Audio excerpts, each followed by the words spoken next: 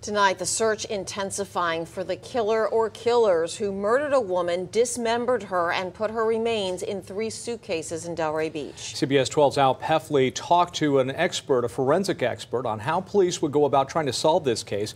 Al joins us live tonight with what he's learned. Jim, it's been nearly a week since Delray Beach police recovered 3 suitcases containing a woman's body parts from here in the Intracoastal Waterway. An expert says the fact that police have now released a sketch of what the victim may have looked like is just the beginning.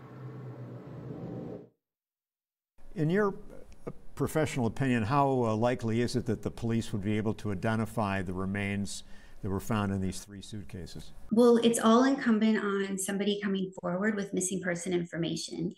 Dr. Erin Kimmerly, a forensic anthropologist at the University of South Florida, has worked on more than 400 cases involving unidentified human remains.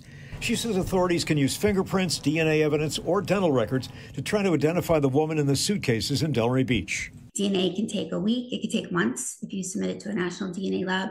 So it's great when dental records are available because it can be a much quicker match. She says police will look at the human remains for any trauma, disease, injuries, and tool marks that will help them understand the circumstances around her death. She says in cases like this, police will also scour missing person reports across the state to see if anyone matching the woman's description has been reported missing. If so, they might confirm the woman's identity through dental records from the missing woman's relatives. The first and quickest methods would be fingerprints or dental, if they have anyone matching the general description with whom they could compare it. She says the fact that the suitcases were in water for a few days may not hamper the investigation. Well, generally speaking, water will preserve remains. The decomposition slows down quite a bit when it's wet.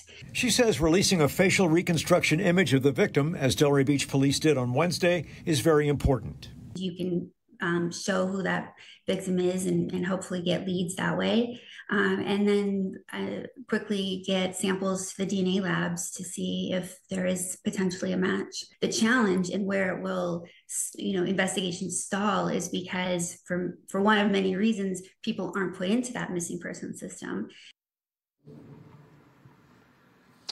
Although we don't know how long the woman had been dead before her remains were found in the 3 suitcases, Dr. Kimmerly says the passage of time is not necessarily a deterrent in terms of being able to get DNA samples. She says they get DNA from cases that are 70 years old, 100 years old, all the time.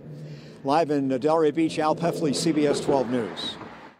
This is another look at the artist's rendering of what the victim may look like. It came from the Palm Beach County Sheriff's Office, created by forensic imaging detectives.